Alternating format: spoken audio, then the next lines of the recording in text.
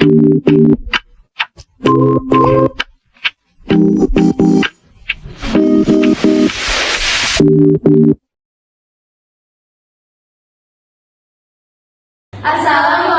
warahmatullahi wabarakatuh. Kami dari Kasidahan Manajemen Kelompok 3 ingin menjelaskan tentang Pentingnya motivasi terhadap kinerja karyawan.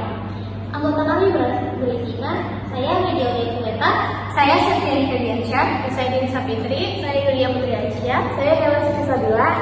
dan mari langsung saja kita lanjut ke penjelasannya. Yang pertama adalah isi materi. Isi materi terdiri dari beberapa bagian. Yang pertama, pengertian motivasi kinerja. Yang kedua, tujuan motivasi. Yang ketiga, prinsip-prinsip dan bentuk motivasi. Yang keempat, cara mempengaruhi motivasi. Kelima, dampak rendahnya motivasi kerja. 6, tantangan dalam motivasi. 7, cara meningkatkan kinerja karyawan. Dan 8, teori hierarki kebutuhan massa. Yang pertama ada pengertian motivasi. Kata motivasi berasal dari bahasa Latin, movere, yang berarti gerakan.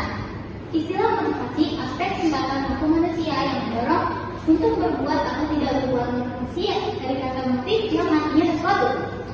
Kinerja atau performa merupakan gambar mengenai tingkat pencapaian pelaksanaan suatu program, kegiatan atau kebijakan dalam mewujudkan sasaran, tujuan dan visi misi organisasi yang dituangkan melalui perencanaan strategi atau organisasi. 2. Tujuan motivasi. Ada beberapa tujuan yang dapat diperoleh dari pemberian motivasi menurut Hasbuan 2013 di 146 yang lain sebagai berikut. 1. Meningkatkan produktivitas kinerja karyawan. 2. Mempertahankan kestabilan kerja dan karyawan. 3. Meningkatkan disiplinan kerja karyawan. Dan yang keempat, menciptakan suatu hubungan kerja yang baik. Dan yang terakhir, mempertinggi rasa tanggung jawab karyawan terhadap tugas-tugasnya. Yang ketiga, prinsip-prinsip motivasi kerja. Untuk meningkatkan motivasi kerja, dapat beberapa asas, yaitu prinsip yang dapat membantu kita dalam kegiatan atau perilaku yang mampu memberikan motivasi terhadap para personel. Prinsip dalam motivasi kerja karyawan, yaitu yang pertama, ada prinsip karyawan perlu diberikan kesempatan untuk berpartisipasi dalam menentukan tujuan yang akan dicapai oleh pemimpin. Yang kedua, prinsip komunikasi. Pemimpin komunikasikan segala sesuatu yang berhubungan dengan usaha pencapaian tugas dengan informasi yang jelas, karyawan akan lebih mudah dimotivasi. Yang ketiga, prinsip mengakui bahwa katanya. Pemimpin mengakui bahwa bawahan atau pegawai mempunyai andil dalam usaha pencapaian tujuan. Dengan pengakuan tersebut, pegawai akan lebih mudah memotivasikan pekerjaan. Yang keempat, prinsip delegasikan wewenang. Pemimpin akan memberikan otoritas atau wewenang kepada karyawan, bawahan untuk sewaktu-waktu dapat mengambil keputusan dalam pekerjaan yang dilakukan, akan membuat bersangkutan menjadi termotivasi mencapai tujuan yang diharapkan oleh pemimpin. Yang kelima, prinsip memberi perhatian. Pemimpin memberikan perhatian terhadap apa yang diinginkan pegawai bawahannya, sehingga bawahan akan termotivasi bekerja sesuai dengan harapan pemimpin. Bentuk-bentuk motivasi. Yang pertama ada motivasi intrinsik. Motivasi ini adalah pendorong kerja yang bersumber dari dalam diri pekerja sebagai individu, berupa kesadaran mengenai pentingnya atau manfaat akan pekerjaan yang dilaksanakannya. Dengan kata lain, motivasi ini bersumber dari pekerjaan yang dikerjakan, baik karena mampu memenuhi kebutuhan atau menyenangkan, atau memungkinkan mencapai suatu tujuan, maupun karena memberikan harapan tertentu yang positif di masa depan. Misalnya, pekerja yang bekerja secara berdedikasi semata-mata karena merasa memperoleh kesempatan untuk mengaktualisasikan atau mewujudkan dirinya secara maksimal. Yang kedua, motivasi ekstrinsik. Motivasi ini adalah pendorong kerja yang bersumber dari luar diri pekerja sebagai individu, berupa suatu kondisi yang mengharuskannya melaksanakan pekerjaan secara maksimal. Misalnya berpengalaman dalam bekerja. Di lingkungan organisasi atau perusahaan terlihat kecenderungan penggunaan motivasi ekstrinsik lebih dominan daripada motivasi intrinsik. Kondisi ini terutama disebabkan tidak mudah untuk menumbuhkan kesadaran dari dalam diri pekerja. Sementara kondisi kerja di sekitar lebih banyak mengiringinya daripada mendapatkan kepuasan kerja yang hanya dapat dipenuhi dari luar dirinya.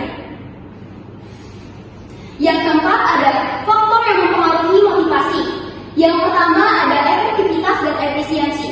Bila suatu tujuan tertentu akhirnya bisa dicapai, kita boleh mengatakan bahwa kegiatan tersebut efektif, tetapi apabila akibat-akibat yang tidak dicari kegiatan menilai yang penting dari hasil yang dicapai sehingga mengakibatkan kepuasan walaupun efektif dinamakan tidak efisien. Sebaliknya, bila akibat yang dicari-cari tidak penting atau remeh, maka kegiatan tersebut efisien. Prawiro Sentono 1999.27. Yang kedua, ada otoritas atau wewenang. Otoritas menurut adalah sifat dari suatu komunikasi atau perintah dalam suatu organisasi formal yang dimiliki seseorang anggota organisasi kepada anggota yang lain untuk melakukan suatu kegiatan kerja sesuai dengan kontribusinya. Prawiro Sentono 1999.27. Perintah tersebut mengatakan apa yang boleh dilakukan dan yang tidak boleh dalam organisasi tersebut. Baik, lanjut yang ketiga ada disiplin. Disiplin adalah taat kepada hukum dan peraturan yang berlaku. Prawiro Sentono 1999.27. Jadi disiplin karyawan adalah kegiatan pegawai yang bersangkutan dalam menghormati perjanjian kerja dengan organisasi di mana dia bekerja. Yang keempat ada inisiatif. Inisiatif yaitu berkaitan dengan daya pikir dan kreativitas dalam membentuk ide untuk merencanakan sesuatu yang berkaitan dengan tujuan organisasi. Yang kelima ada gaji. Karyawan akan merasa kurang puas apabila menerima gaji yang terlalu rendah atau kurang dari ekspektasinya. Akibatnya motivasi kerja karyawan pun menurun. Begitupun sebaliknya. Yang keenam ada atasan kerja. Karyawan bisa berbicara dengan jujur dan terbuka dalam menyampaikan pendapatnya apabila memiliki atasan yang suportif dan berpikiran luas. Yang ketujuh ada apresiasi atau penghargaan. Apresiasi dapat meningkatkan motivasi kerja dan kepuasan dalam diri karyawan. Bentuk apresiasi yang diinginkan tidak harus insentif, melainkan juga ucapan terima kasih dan pujian yang tulus atas kerja kerasnya. Yang kedelapan ada rekan kerja. Karyawan akan lebih semangat dalam bekerja jika memiliki rekan kerja yang mendukung dan nyaman diajak berkomunikasi. Yang kelima ada dampak rendahnya motivasi kerja. Pekerjaan menjadi tertunda. Karyawan menjadi mungkin tidak termotivasi untuk melakukan tugas-tugas mereka, yang akhirnya mengakibatkan pekerjaan menjadi tertunda. Yang kedua itu ada mudah mengalami stres.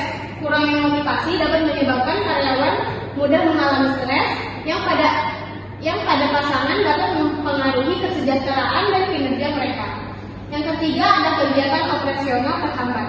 Rendahnya motivasi karyawan juga dapat menghambat kegiatan operasional perusahaan secara keseluruhan. Oke, yang keenam ada tantangan dalam motivasi kerja. Satu, kebutuhan individu yang berbeda. Karyawan memiliki kebutuhan dan harapan yang berbeda yang mungkin saling berbenturan. Yang kedua, penggunaan sifat kebutuhan yang kuat. Manajer harus memperhatikan sifat kebutuhan yang kuat dari karyawan dan mengadaptasi strategi motivasi sesuai dengan kebutuhan tersebut. Yang ketiga, motivasi yang berbeda pada setiap individu. Orang tidak selalu bertindak berdasarkan kebutuhan, dan pandangan individu dalam hal menilai kebutuhan juga berbeda. Yang keempat, perubahan peran atau tingkat hierarki. Karyawan mungkin menghadapi tantangan saat perubahan peran atau tingkat hierarki mereka. Yang kelima, keterikatan pada tujuan. Karyawan harus merasa berputar-putar pada tujuan dan mencapai kepuasan mereka. Yang keenam, gaya manajemen. Manajer harus memilih antara gaya orientasi tugas berorientasi tugas atau gaya orientasi karyawan berorientasi karyawan yang tepat untuk memotivasi karyawan. Yang ketujuh, cara meningkatkan motivasi kerja. Cara meningkatkan motivasi kerja karyawan untuk bekerja. Satu, membuat budaya perusahaan yang positif, di mana karyawan merasa nyaman dan mendukung. Dua, membangun cara berkomunikasi yang efektif di tempat kerja. 3. Menyediakan lingkungan kerja yang nyaman dan mendukung. 4. Mengganti gaji dan atasan kerja yang sesuai dengan harapan karyawan. Oke, lanjut. Yang ke-8 ada teori hierarki kebutuhan Maslow. Teori hierarki kebutuhan Maslow yang dicetuskan oleh Abraham Maslow. Teori hierarki kebutuhan Maslow menjelaskan bahwa individu harus memenuhi kebutuhan tingkat yang lebih rendah sebelum naik ke tingkat yang lebih tinggi. Yang ke-1, kebutuhan dasar atau fisiologi. Kebutuhan ini meliputi aspek fisik seperti makanan, minuman, dan tidur yang wajar untuk kesehatan dan kenyamanan hidup. Yang kedua, kebutuhan akan rasa nyaman. Setelah kebutuhan fisiologi terpenuhi, individu akan berusaha untuk memenuhi kebutuhan rasa aman yang mencakup aspek seperti kesepian, kesendirian, dan keamanan diri dari ancaman. Yang ketiga, kebutuhan sosial. Jika kebutuhan fisiologis dan kebutuhan rasa aman telah terpenuhi, individu akan mencari kebutuhan sosial yang meliputi aspek seperti merasakan cinta, kasih sayang, dan rasa dimiliki. Yang keempat, kebutuhan akan status. Setelah kebutuhan sosial terpenuhi, individu akan berusaha untuk memenuhi kebutuhan akan status yang mencakup aspek seperti perhatian, reputasi, dan penghargaan dari orang lain. Yang kelima, kebutuhan aktualisasi diri. Tingkat tertinggi dalam hierarki kebutuhan Maslow adalah kebutuhan aktualisasi diri yang mencakup potensi dari dirinya dan mencapai kehidupan yang penuh. Lanjut yang ke-9 ada teori 2 faktor Herzberg. Teori 2 faktor Herzberg dikembangkan oleh Friedrich Herzberg. Teori ini menyatakan bahwa terdapat 2 faktor yang mempengaruhi kepuasan dan ketidakpuasan kerja, yaitu faktor higien atau faktor kebersihan dan faktor motivasi atau faktor motivator. Yang ke-1, faktor higien mencakup hal-hal seperti kebijakan perusahaan, pengawasan, hubungan antar rekan kerja, gaji, keamanan kerja, dan kondisi kerja. Herzberg menyimpulkan bahwa faktor higien hanya akan mencegah ketidakpuasan, namun tidak akan menciptakan kepuasan kerja. Yang kedua, faktor motivasi meliputi pencapaian, pengakuan, tanggung jawab, dan pertumbuhan pribadi. Jika terpenuhi akan menciptakan kepuasan kerja dan motivasi intrinsik. Teori 2 faktor Herzberg menekankan pentingnya memperhatikan baik faktor higien maupun faktor motivasi dalam menciptakan lingkungan kerja yang memotivasi dan memuaskan karyawan. Menerapkan teori ini dapat membantu perusahaan memahami faktor-faktor yang dapat meningkatkan kepuasan kerja dan motivasi karyawan. Kesimpulannya yaitu motivasi kerja berkontribusi terhadap kinerja pegawai. Semakin tinggi motivasi kerja yang diberikan kepada pegawai, maka kinerja pegawai akan semakin meningkat dan sebaliknya. Semakin rendah motivasi kerja yang diberikan, maka kinerja pegawai akan semakin rendah. Dengan demikian, pemberian motivasi kerja kepada karyawan merupakan hal yang penting, karena motivasi kerja berperan sebagai penggerak karyawan untuk melaksanakan tugas dengan baik dan mencapai hasil yang maksimal.